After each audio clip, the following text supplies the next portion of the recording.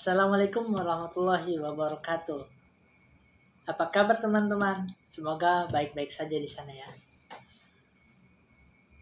Perkenalkan, nama saya Muhammad dari Prodi Hukum Tata Negara IAIN Samarinda.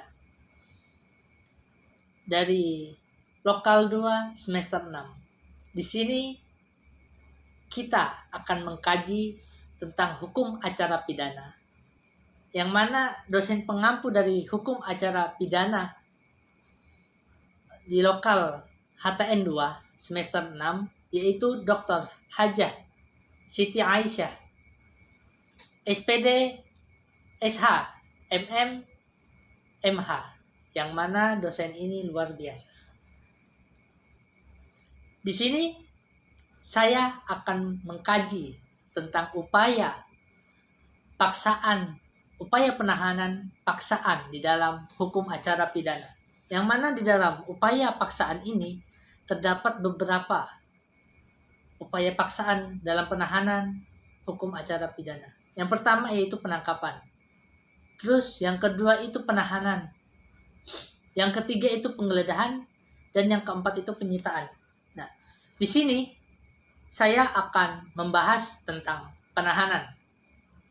Yang mana teman-teman, penahanan itu sering kita dengar, baik di berita, baik itu di koran, baik itu di media sosial, dan lain-lain dan yang lain-lainnya. Hal itu kita harus mengetahui apa sih yang pengertian dari penahanan, apa sih tujuan dari penahanan. Hal itu sudah diatur di dalam Undang-Undang Republik Indonesia tahun 1945. Yang mana negara Indonesia adalah negara hukum. Jadi kita harus mentaati segala peraturan yang telah dirumuskan oleh pemerintah kita. Penahanan. Banyak orang yang tidak mengetahui apa sih itu penahanan. Apa sih itu penahanan? Nah, di sini kita akan membahas secara seksama. Jadi penahanan adalah penempatan seorang tersangka atau terdakwa oleh penyidik atau penuntut umum bahkan hakim ke sesuatu tempat yang mana telah diatur di dalam undang-undang. Tata caranya itu telah diatur oleh undang-undang sesuai dengan pasal 1 angka 24 KUHP. Jadi di sini kita telah mengetahui tata cara dalam penahanan itu tidak sembarangan.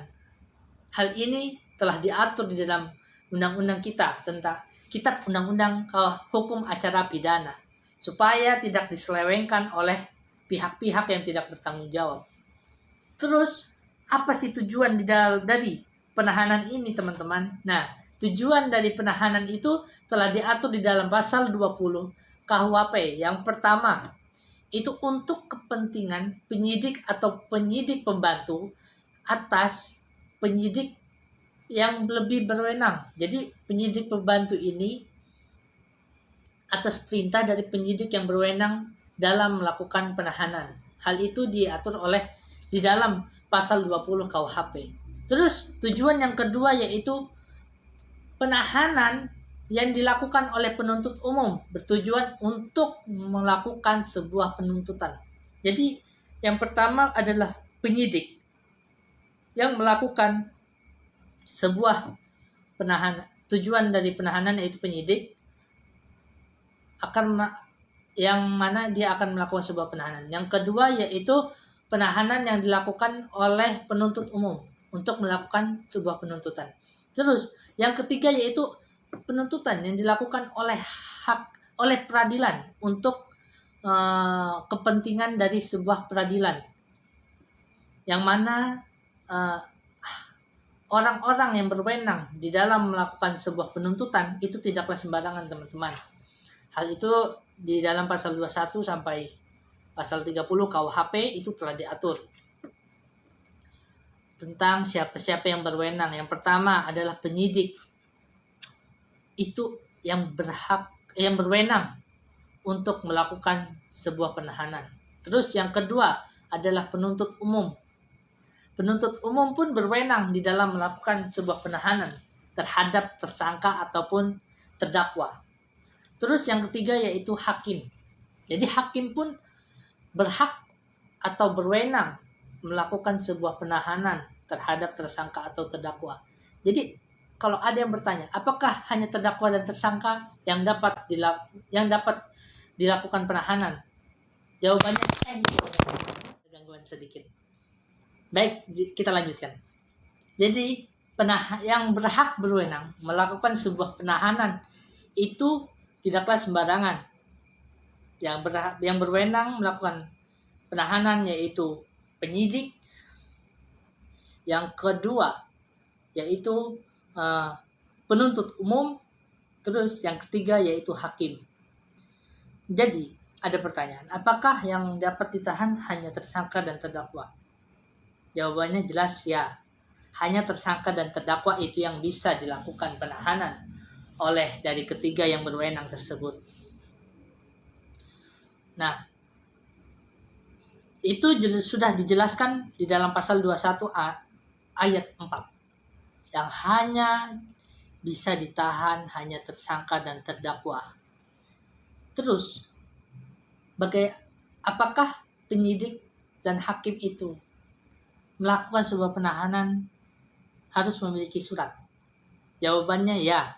Penyidik atau penuntut umum apabila melakukan sebuah penahanan, maka dia harus membawa surat keputusan dari pengadilan. Sedangkan hakim apabila ingin melakukan sebuah penahanan, maka dia harus untuk mengeluarkan surat ketetapan yang di dalam sebuah pengadilan. Jadi hal-hal itu yang bisa dapat dilakukan oleh sebuah penahanan. Nah, sedangkan jenis-jenis dari penahanan itu terdiri dari 3. Itu terdapat di dalam pasal 22 KUHP. Yang mana yang pertama yaitu penahanan rumah tahanan negara atau biasa kita sebut dengan rutan. Itu biasanya disediakan oleh pemerintah negara Republik Indonesia. Apabila di dalam sebuah rutan tersebut penuh, bahkan memang belum bisa ditaruh di rutan tersebut, maka ada yang namanya tempat lembaga kemasyarakatan atau biasa kita sebut dengan LP. Terus ada kejaksaan, terus ada lembaga pengadilan. Itu ada tempat-tempatnya untuk para tersangka atau terdakwa yang telah ditentukan. Terus yang kedua itu penahanan rumah. Jadi penahanan rumah ini dia tidak boleh ditempatkan di rumah tempat dia tinggal berada dengan tata cara yang telah diatur oleh Undang-Undang Dasar. Salah satunya yaitu tentang pengawasan. Jadi di rumahnya tetap ada dari pihak yang berwenang untuk melakukan sebuah pengawasan agar tidak ingin hal-hal yang tidak diinginkan akan terjadi. Terus jenis penahanan yang ketiga atau yang terakhir ini yaitu jenis penahanan dalam kota. Biasanya jadi jenis penahanan dalam kota ini dia tidak boleh keluar dari suatu lingkup di mana dia sedang melakukan sebuah proses pemeriksaan sebuah perkara di pengadilan tersebut, pengadilan di daerahnya. Jadi misalnya dia memiliki sebuah kasus di kota Samarinda atau di pengadilan tinggi, pengadilan negeri atau Mahkamah Agung di kota Samarinda, maka dia tidak boleh keluar dari kota tersebut, dari kota Samarinda. Dan biasanya di dalam penahanan dan dalam kota ini dia wajib melapor. Biasanya 1 kali 24 jam. Itu minimal biasanya. Dan masih banyak yang lainnya. Ya, jadi mungkin sekian penjelasan atau kajian kita tentang penahanan pada waktu ini.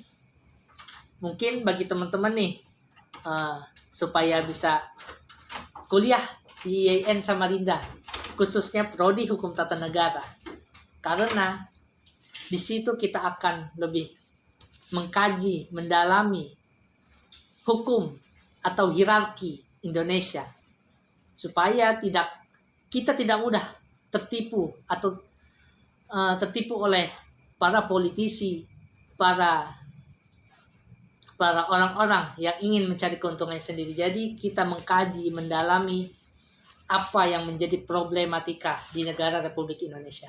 Mungkin teman-teman, ayo berkuliah di IAIN Samarinda, khususnya prodi Hukum Tata Negara. Semungkin itu saja dari saya. Wassalamualaikum warahmatullahi wabarakatuh. Girl, get in position.